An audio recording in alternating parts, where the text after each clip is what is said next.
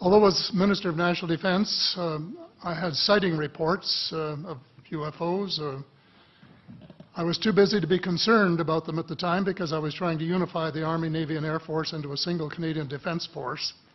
And that itself was a kind of battle to the finish. So this was not high on my agenda. But about 10 years ago, I started getting interested due to a young man from Ottawa sending me material on the subject. I told him I was too busy to read it, but he had confidence that someday I would.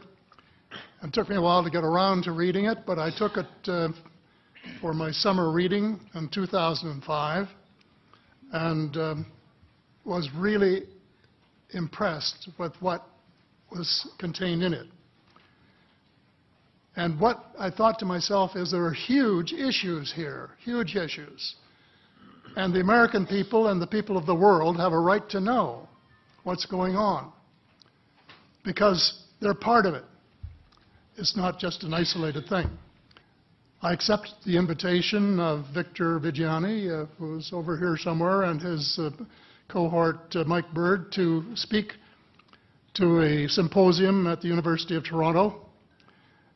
And I said, UFOs are as real as the airplanes flying overhead. That gave me the dubious distinction of being the first person of cabinet rank in the G8 group of countries to say so unequivocally.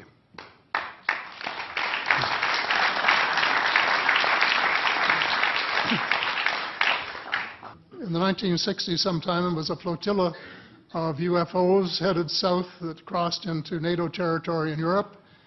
And the commander-in-chief of the Supreme Allied headquarters in Europe was naturally very shaken. Fortunately, or maybe divine providence, before the panic button was pushed, the flotilla turned around and headed back north. Obviously, they had thought maybe they were Russian, and they were very concerned about it.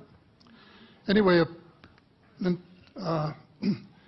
investigation was launched into this whole subject, and a document was prepared which concluded that at least 4 species had been visiting Earth for thousands of years.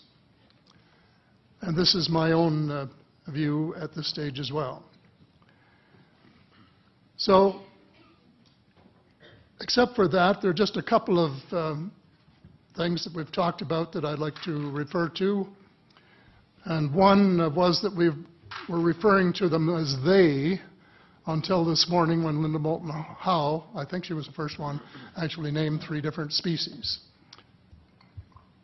I don't think we can any more refer to them as they because they're not an amorphous mass. They are different species and consequently may have different agendas. I don't think we can say that they all have the same agenda any more than we could say that the United States, China, and Russia had the same agenda. Our real interests may be very similar, but as of now, our perceived interests are still quite far apart. One more observation before I begin what I want to say, and that is that we spent quite a bit of time talking about the 66-year-old cadavers. And I was glad to have Linda this morning finally say that there are live ETs on Earth at this present time, and at least 2 of them probably working with the United States government. The other species that I learned about not too long ago was called the tall whites. And this is when Paula Harris broke the story just a few years ago.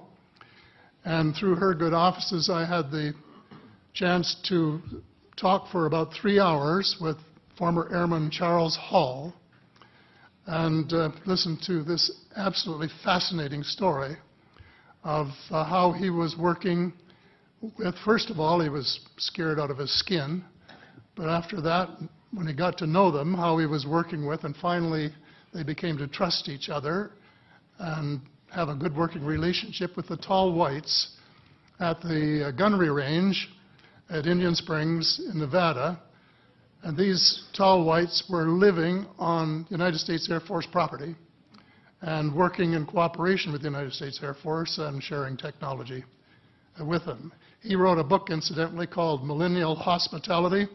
There are 4 different versions, but Paula says that Millennial Hospitality number 2 is the best. I think that's the one I read, and it's a very interesting read if you want to sort of get inside the problem of what it's like to bump into these people floating across the terrain in the desert. Well, enough on that for now. My interest is in full disclosure. And my only caveat is I think probably I would say 95 to 98% full disclosure. I know of 1 or 2 things that I'm not sure should be in the public domain, at least yet. They will be someday, I'm sure, but not maybe immediately. But just as children survive the idea of the Tooth Fairy and Santa Claus when they become adult, I think that tax-paying citizens are quite capable of accepting the new and broader reality that we live in a cosmos teeming with life of various sorts. The fact that some other civilizations are more advanced than we are may be humbling. And it exists, and it's being kept secret by the same vested interests who control our destiny. Who are these vested interests, and what are they up to?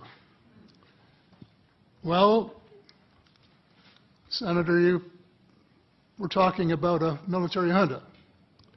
In my opinion, that is true, but I have broadened and deepened the definition to cabal, and the cabal comprises members of the 3 sisters: the Council on Foreign Relations, the Bilderbergers, and the Trilateral Commission, the International Banking Cartel, the Oil Cartel, members of various intelligence organizations, and select members of the military junta, who together have become a shadow government of not only the United States, but of much of the Western world.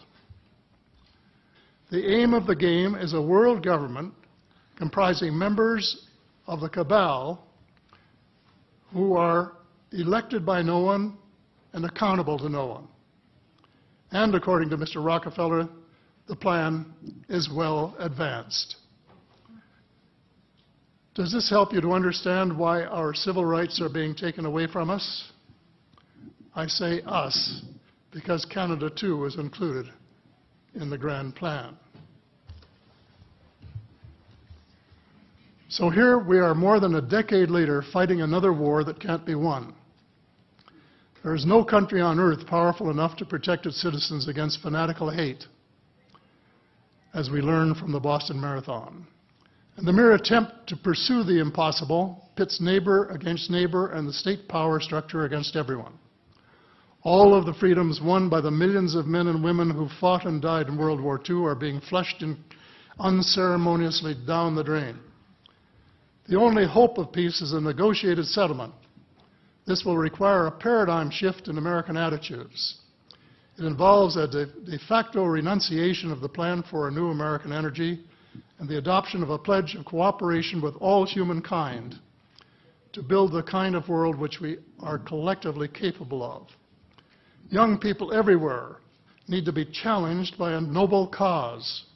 They need to be involved in arresting global warming, creating a banking system that is just and sustainable, and lead the way in the transformation to the new reality that we have to live in harmony with our celestial neighbors, as well as seeking peace on earth. In a word, we have to become spiritual beings and practice the one tenet that the world's major religions have in common, and that is the Golden Rule.